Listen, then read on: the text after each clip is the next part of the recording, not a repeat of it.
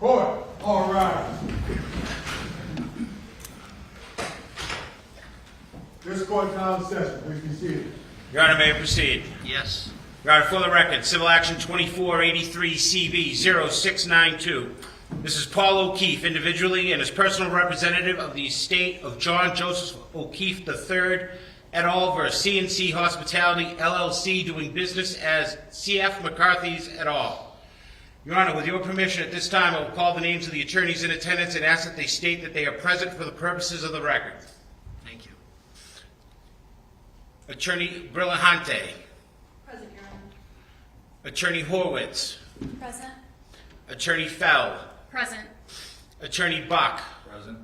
Attorney Diller. Present. Attorney Beaton has been excused, Your Honor. Attorney Holstag. Present. Attorney Rose. Present, Your Honor. Attorney St. George. Present, Your Honor. Attorney Donovan. Present, Your Honor. Attorney Deely. Present, Your Honor. Attorney McCaffrey. Present, Your Honor. Attorney Hassett. Present, Your Honor. Attorney Maravellis. Present, Your Honor. Attorney Shipley has been excused. Attorney Tang. Present, Your Honor. Attorney Bell. Present. Your Honor, Attorneys Little and Mason are appearing via Zoom. Attorney Jackson's getting some free publicity as well. Attorney Jackson. Present. Attorney Seligson. Present. And Attorney Rosenberg. Present, Your Honor.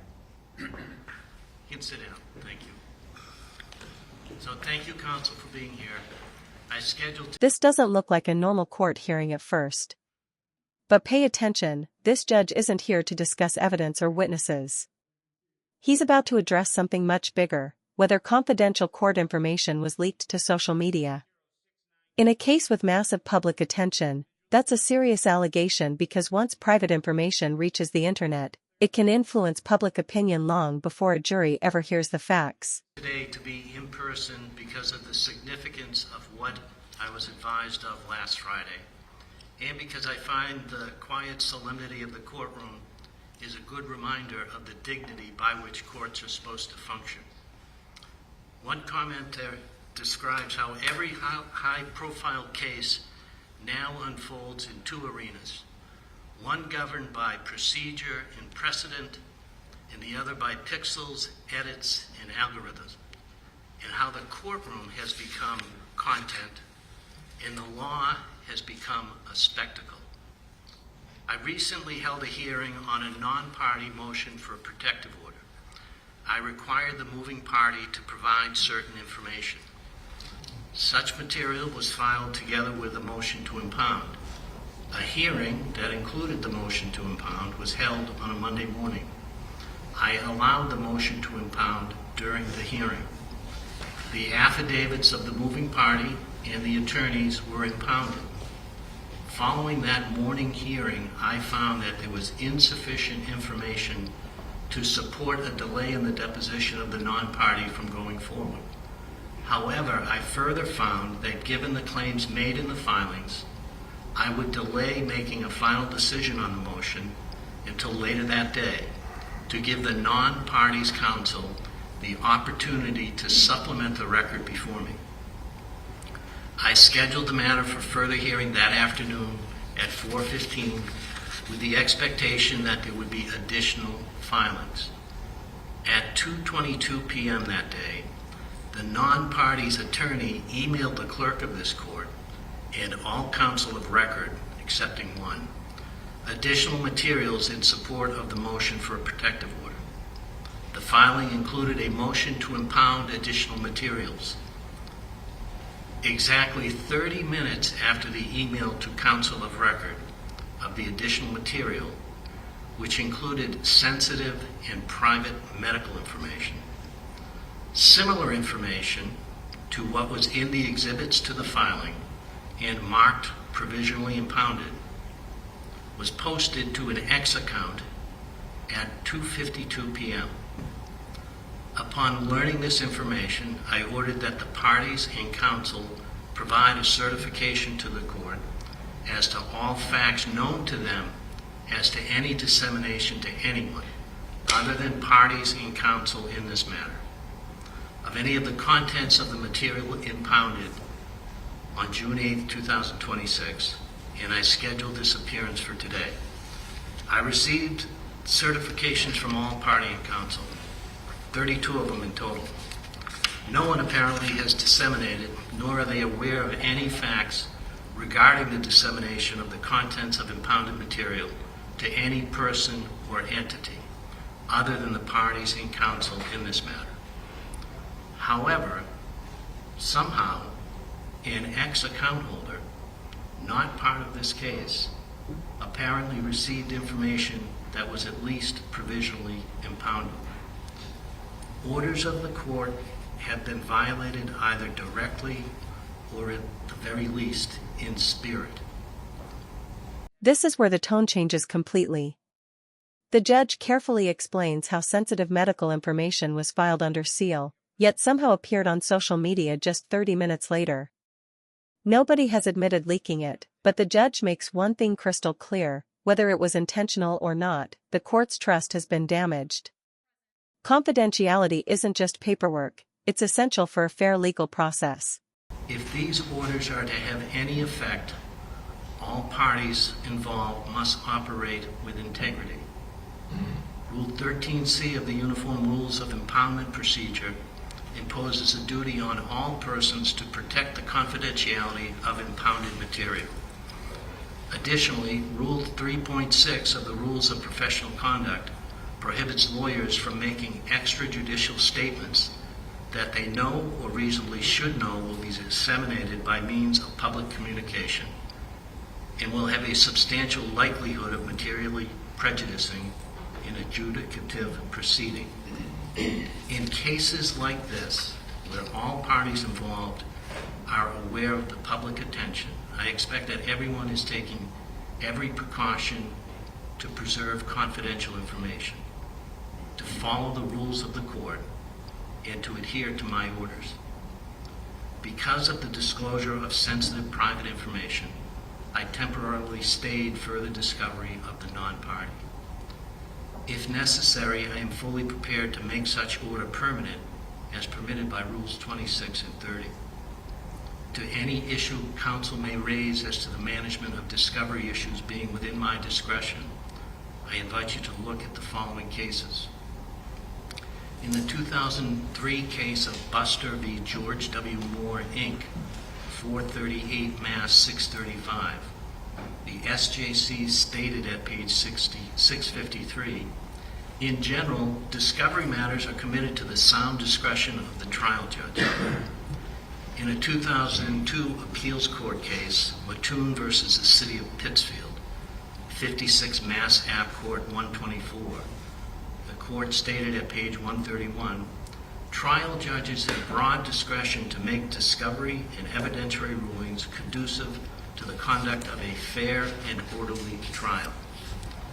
In the 1987 case of Solomon A. versus B. Gruel, 399 Mass. 790, the SJC stated at page 799, the conduct and scope of discovery is within the sound discretion of the judge.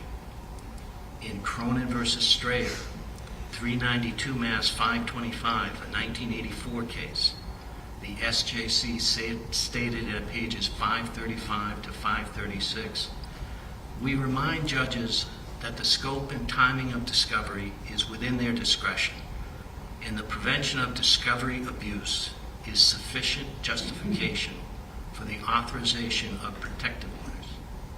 With this authority at hand, judges should not hesitate to exercise appropriate control over the discovery process. And finally, in the 1987 case of Campagna versus the Board of Directors of the Massachusetts Housing Finance Agency, 399 Mass. 492, the SJC stated at page 503 that Rule 37 affords a judge broad discretion to impose whatever sanctions are just in order to ensure that the discovery process operates efficiently. The malicious I like how the judge backs every warning with actual law instead of emotion. He's reminding everyone that controlling discovery and protecting confidential information isn't optional, it's part of the court's authority. This isn't about winning arguments online. It's about making sure justice happens inside the courtroom, not on social media. Malicious publication of private information concerns me. Whatever opinion that one may have of a non-party, even if warranted, such an opinion does not allow for the disparate treatment of such individual. All people deserve fair and equal treatment in our system of justice, regardless of any personal characteristic, as abhorrent as some of them may be.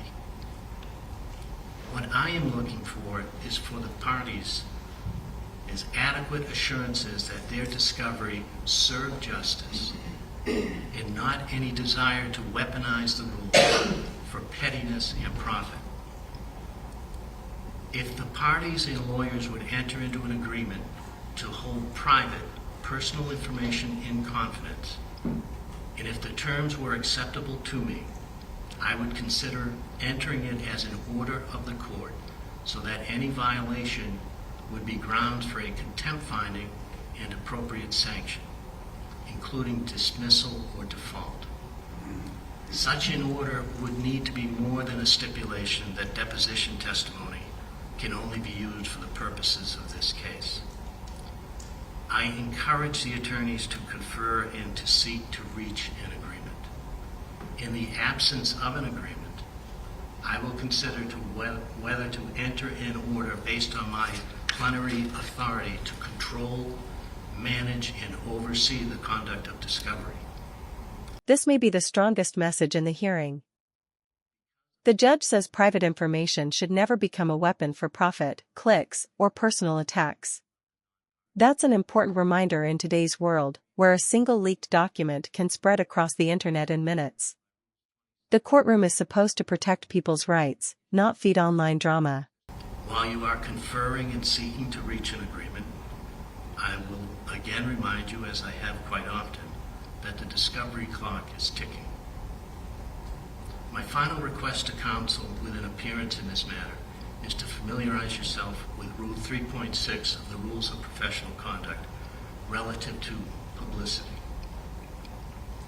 The rule sets forth a basic general prohibition against a lawyer's making statements that the lawyer knows or should know will have a substantial likelihood on materially prejudicing an adjudicative proceeding.